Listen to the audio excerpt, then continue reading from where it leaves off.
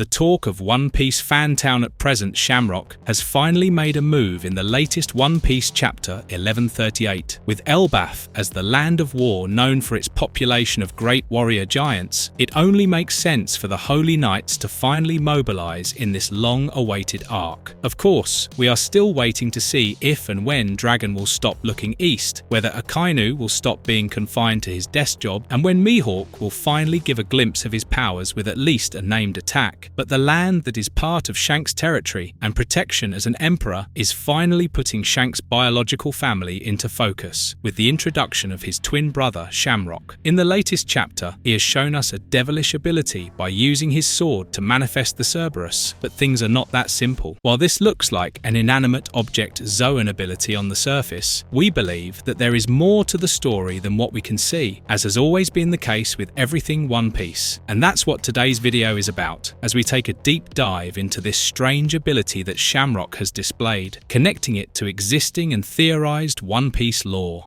Exposition. Is Shamrock the reason why Shanks let the Sea King bite off his arm? As part of the final saga of One Piece, Elbaf has stayed true to the magnanimous lore drops and incredible pacing that contributed in making Egghead such a popular arc. And of course, this makes sense as Oda has spent what seems like eons on his world building, and we see the fruit of it with the tension-packed arcs on the final saga. The existence of Shamrock has been theorized by fans for years now, thanks to the scene where Shanks appeared in front of the world leaders in Mariohoa in order to discuss a certain pirate. This led to Shanks catching a good amount of fraud allegations, but solid fans of the red-haired pirate believed that Shanks could have a twin, cause why would an emperor of the sea and a notorious pirate at that manage to get an audience with the Five Elders? This kinda explains why Shanks sacrificed his arm, which was initially considered to be something he did in front of Luffy to make an example, as he bet his arm on the future generation. But now, there is a high plausibility that he did it to make it easier to physically distinguish between Shanks and his identical twin, Shamrock. After all the theories, Shanks has now finally beat the rat and fraud allegations, probably with the reveal of Figarland Shamrock.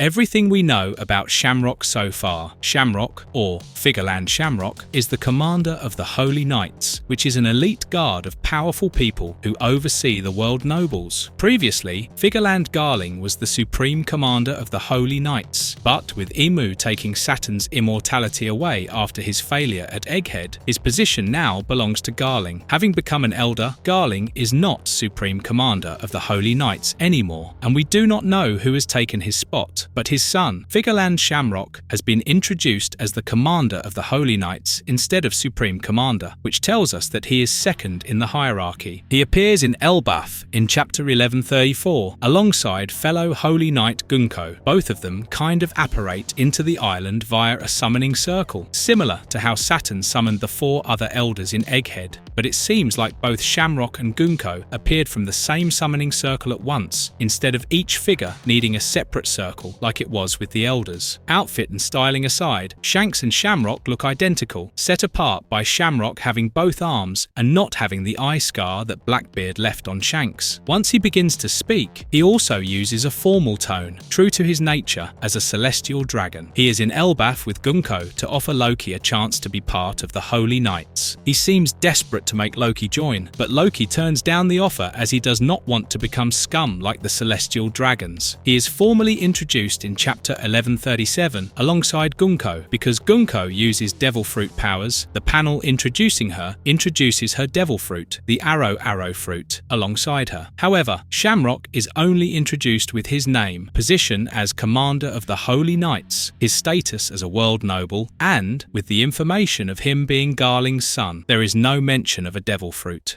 Has Shamrock's sword eaten the Cerberus Devil Fruit, or do these powers come from the Underworld? In the recent chapter, namely chapter 1138, Shamrock finally makes his move when Loki threatens him with making a move against him once he breaks free of his shackles. Shamrock, as a world noble, considers touching Loki to be something that would dirty his hands and pulls out his sword instead. But this is no ordinary sword. Using his sword, he manifests the three-headed guard dog of the Underworld, the Cerberus, with each mouth of the dragon bearing a sword. One Piece has already established that inanimate objects such as swords can somewhat eat devil fruits and gain devil fruit abilities thanks to Vegapunk. We have seen this with Spandam's sword, which partially turns into an elephant, and Caesar's gas smiley. The existence of the Cerberus was also set in stone kind of, with Thriller Bark showing us the three-headed zombie version of it. But of course, this Cerberus was two dogs with a fox as the third, and it was not nearly as fearsome or dangerous as the one manifested by Shamrock. However, here's the fun part. Shamrock, or his sword's devil fruit, is not introduced. Cerberus appears as a mythical Zoan, with the clouds that kind of mark a Zoan awakening around it.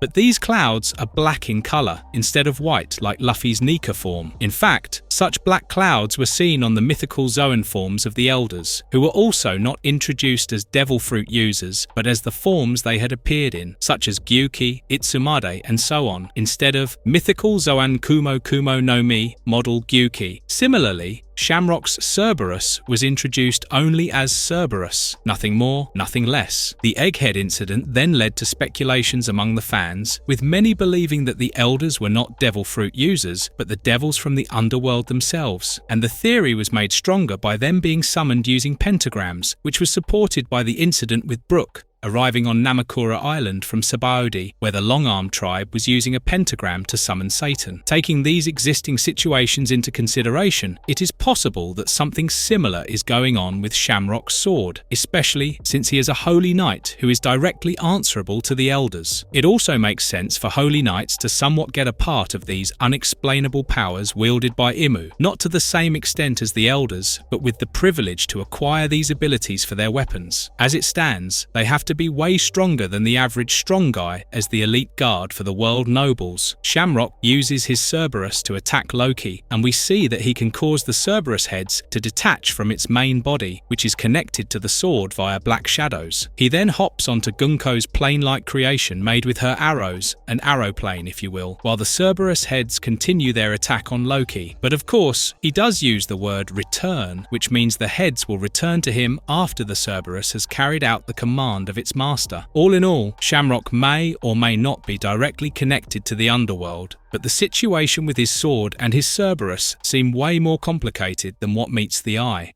Shamrock's connections and contrast. With Shanks, Shanks has never lived the life of a celestial dragon, as he was found as a baby in God's Valley by the Roger pirates, after which he grew up as Roger's apprentice aboard the ship of the former pirate king. As such, he was raised by pirates, and they were his family, instead of his original Figarland family. Naturally, his life plans and life path choices have varied greatly from that of his father and twin brothers, but he should definitely be aware of Shamrock's existence, as the latter did mention that Shanks has returned to Mariajoa once, which means he is aware of his origins. The lore behind Shanks and Shamrock are rooted in Irish culture. Oda has already confirmed that in the real world, Shanks would be Irish, a statement made even more believable with his red hair and love for alcohol, like that of a true Irishman. But in Irish, the word shamrock is used to refer to a three-leaf clover, which was used by the esteemed Irish bishop, St. Patrick, and it was done to symbolise the Trinity of the Father, Son, and the Holy Spirit. With 3 leaves to the clover and 3 significant members of the Figarland family, we believe that each of them represents the Trinity, with Garling being the Father, Shamrock the Son, and Shanks the Holy Spirit. Garling represents Father Cuss. He is literally the father of Shanks and Shamrock. Shamrock represents Son because he is the only one acting as Garling's son, which would make Shanks the Holy Spirit, possibly because he is the most closely connected out of all 3 to the present-day sun god, that is Luffy. When Shamrock talks about Shanks to Loki, he mentions how the latter has taken a liking to the filthy realm. The Japanese word he uses for it is Gekkai. While Sekai refers to the world, Gekkai is used in its stead as this word, as per Japan's Buddhism, refers to the underworld or the lower realm. This once again plays on the tendency of the top echelons of the world government to refer to themselves as gods and celestial beings, attaching their existence to divinity while referring referring to the common man as insects or lower beings, and calling anyone who goes against them as demons and devils, as seen with Nico Robin being known as the Devil Child, as she is the only person alive who can read poneglyphs, making her a direct threat to Imu and the world government. Shanks and Shamrock also have another interesting power-based connection, with Shamrock's sword manifesting Cerberus and Shanks's sword, Griffin, being able to manifest the Griffin for his attack Divine Departure. So far, it is unlikely that Shanks's sword has a fruit, as his Griffin seems to have been born out of his haki, unlike Shamrock, who physically manifests the Cerberus. But it is interesting to see the contrast, as both the Griffin and the Cerberus are practically in opposition to one another, with Griffin being a feline and Cerberus a canine. Marvelous verdict. The three-leaf clover imagery attached to the Figarland family also makes us wonder whether their story can somehow be connected to that of Professor Clovers from O'Hara, who has been revealed to be a member of the D clan. With the Holy Knights finally having mobilized, it would be exciting to find out what Oda has in store for him with respect to the final war, Shanks and Luffy. But a wild guess would be that the man responsible for fighting Shamrock would be none other than Roronoa Zoro himself, because of two particular reasons. 1. As the commander of the Holy Knights, Shamrock is the number 2 in the elite guard, since the Supreme Commander is number 1, and in every battle, Luffy fights the strongest, Zoro fights the number 2, Sanji the number 3, and so on. To top that off, Shamrock's Cerberus uses 3 swords, making him the ideal contender for the 3-sword style swordsman. And with that, today's video comes to an end. Did you like the video? What do you think is up with Shamrock's moveset? Share all of your thoughts with us in the comments. Till then, see you and have a great day.